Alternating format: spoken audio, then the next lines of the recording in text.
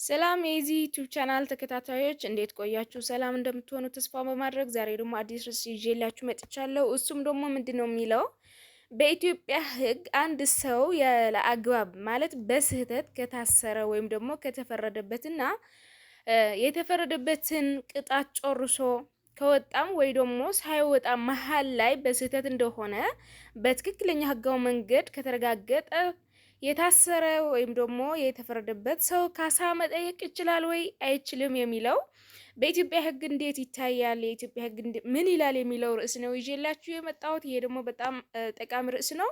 ስለዚህ የኢትዮጵያ ሕግ ምን ይላል ከማለታችን በፊት የዓለም አቀፍ ሕጎችና ስምምነቶች የሰብአዊ መብቶች ከለላ ለመስጠት የወጡ ማየት አስፈላጊ ነው ብዬ ስላሰብኩ አንድ ሰው ያለ አግባብ የመንግስት ሰራተኞች በስህተታቸው ምክንያት የተፈጸመው እስር ሰውየው ነፃ እያለ ከታሰረ፣ ለምሳሌ አንድ ሰው በግድያ ተጠርጥሮ ተረጋግጦ ተብሎ 10 ዓመት 20 ዓመት ወይም ደግሞ እድሜ ልክ ቢፈረድበትና 20 ዓመት ቢፈረድበት 10 ዓመት ታስሮ መሃል ላይ ወይም ደግሞ ጨርሶ ከወጣ በኋላ ተገደለ ተብሎ የታሰበው ሰው መሃል ላይ ቢመጣና እኔ አለው ብሎ የራሱ ምስክርነት ቢሰጥ ወይም ደግሞ ገዳዩ ሌላ ቢሆንና በህግ አግባብ ቢረጋገጥ በነፃ ያለው የታሰረ ሰውየው ማለት በሌሎችም ኬዝም ለምሳሌ ብዬ ነው ያነሳሁት ያለሁት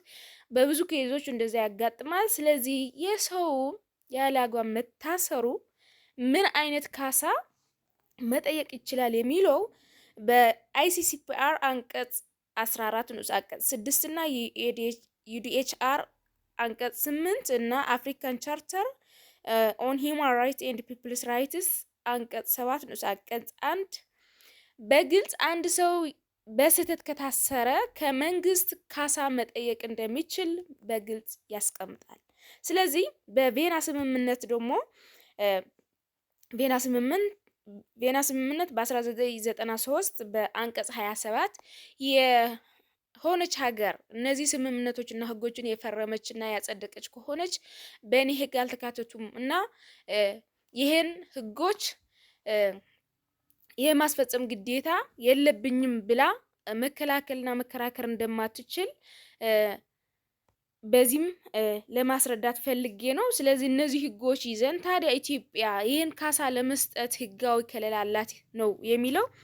በዚህ የሚነሱ ሁለት ሀሳቦች አሉ። አንድ ሀሳብ ምንድን ነው የሚለው ኢትዮጵያ በግልጽ የተቀመጠ ህግ ስለሌላት አንድ ሰው ቢታሰርም ቢፈረድበትም 20 ቢቆይም ኢቭን በጣም በከፍተኛ ደረጃ የሞት ቅጣት ቢቀጣም እንኳ የኢየሱስ ቤተሰብ ወይም ደግሞ እሱ ራሱ ምንም አይነት ጥያቄ ማቅረብ እንደማይችል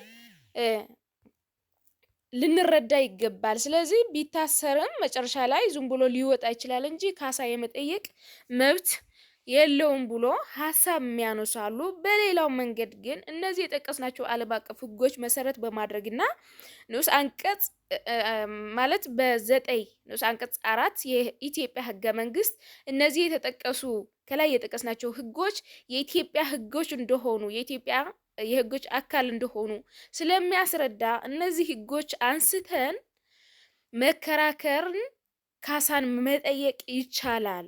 ስለዚህ በግልጽ ህግ የላትም ማለት አንችልም። ይሄ ራሱ ህግ ስለሆነ በህገ መንግስቱ የተቀመጠ አንቀጽ ጠቅሰን እነዚህ ዓለም አቀፍ ስምምነቶችና ህጎች አንስተን መከራከር እንችላለን፣ መጠየቅም ይቻላል ብሎ የሚያነሳለ።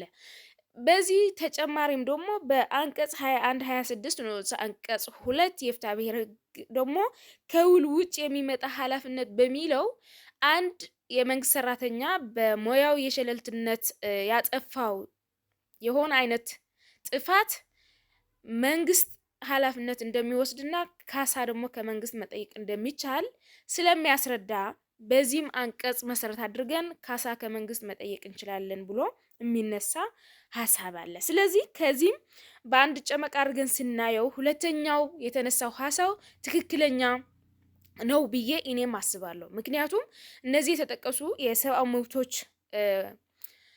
ከለላ ለመስጠት የወጡ ህጎችና ኢትዮጵያ የፈረመቻቸውና ያጸደቀቻቸው ህጎችና በአንቀጽ 9 ንዑስ አንቀጽ 4 መሰረት አድርገንና የቬና ስምምነቱ 27 አንቀጹ አድርገን ኢትዮጵያ ግዴታ እንዳላት እና በዛም መጠየቅ እንደምንችል ልንረዳ እንችላለን። ስለዚህ የህግ ባለሙያዎችና የሚመለከታቸው አካላት ሁሉ እነዚህ ይህን ሐሳብ ይዞ መከራከርም መጠየቅም ይችላሉ ለማለት ፈልጋለሁ። ስለዚህ በሌሎች ሀገሮች ልምድ ስናይ በጀርመን፣ ካናዳ፣ እንግሊዝ፣ አሜሪካ እና ሌሎች ሀገሮች በግልጽ አንድ ሰው ያለ አግባብ ከታሰረ እንዴት ይካሳል፣ መቼ ይካሳል፣ ለአንድ አመት፣ ለአንድ ቀን ኢቭን ስንት ብር ካሳ መጠየቅ እንደሚችል ለደረሰው የሞራል ለደረሰው የኢኮኖሚክ እና ሌላም የአካላዊ ጉዳትም ካለ ካሳ መጠየቅ እንደሚችል በግልጽ ልዩ የሆነ ህግ አላቸው።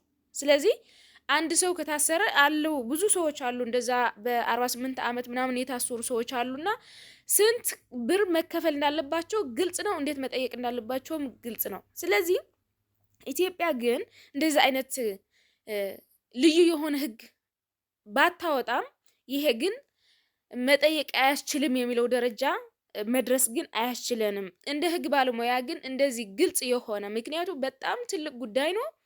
በእኛ ጁዲሻል ሲስተም ደግሞ ብዙም ያላደገ ስለሆነ ብዙ ስህተቶችና ሸለልትነቶች ምክንያት በማድረግ ብዙ ሰው በሐሰት ምስክርነት ራሱ በማስፈራራት ብዙ ምክንያቱ ቢደርሰውም ሲደርስበት ሰውየው ወንጀሉ ይሄን ሳይሰራው እኔ ሰርቻለሁ ብሎ የሚያምን አለ።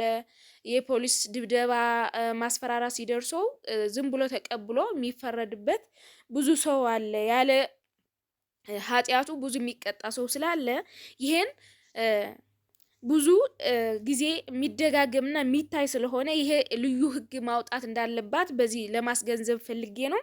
ግን ከሌሎች ሀገሮች ደግሞ ተሞክሮና ልምድ መውሰድ እንዳለባትም በዚህ ማስረዳት ፈልጋለሁ። ስለዚህ በልምድ እንዴት ይታያል የሚለው በልምድ ካየነው አንድ ሰው ታስሮ ሰው ገለሃል ብሎ ቢታሰርና 10 አመት ቢፈረድበት 10 አመቱ ከጨረሰ በኋላ ተገደለ ተብሎ የተጠቀሰ ሰውየው ቢመጣ ምን ይካሳል የሚለው አንደኛው የታሰረ ሰው መብቴ ነው ብሎ መጠየቅ ብዙ የተለመደ ነገር አይደለም። ሁለተኛው ደግሞ መንግስትም ራሱ እኔ ካሳ ይገባኛል ብሎ ቢጠይቅ የሚሰማው አካል የለም። አይደለም ኢኮኖሚካል ካሳ፣ የሞራል ካሳ ይቅርታ እንኳን የሚጠይቅ የመንግስት አካል የለንም። ስለዚህ ይሄ በጣም አስቸጋሪ ስለሆነ የኢትዮጵያ ያለው ልምድ በጣም ከባድ ነው። ስለዚህ ያለው ልምድና ልዩ ህግ በማውጣትም ይሄ ነገር እንዲስተካከልና ዜጎቻቸው መንግስት የኢትዮጵያ መንግስት ዜጎቹ ከነዚህ የተሳሳቱ ውሳኔዎችና ቅጣቶች የሚደርስ ጉዳቶች ካሳ የመክፈል ግዴታ እንዳለባቸው ከሌሎች ሀገሮችና ካለው የዓለም አቀፍ ህጎች ተነስቶ ይሄን ማስከበር እንዳለበት በዚህ ለመግለጽ ሞክራለሁ። ዛሬ ይዤላችሁ የመጣሁት ይሄ ነበር።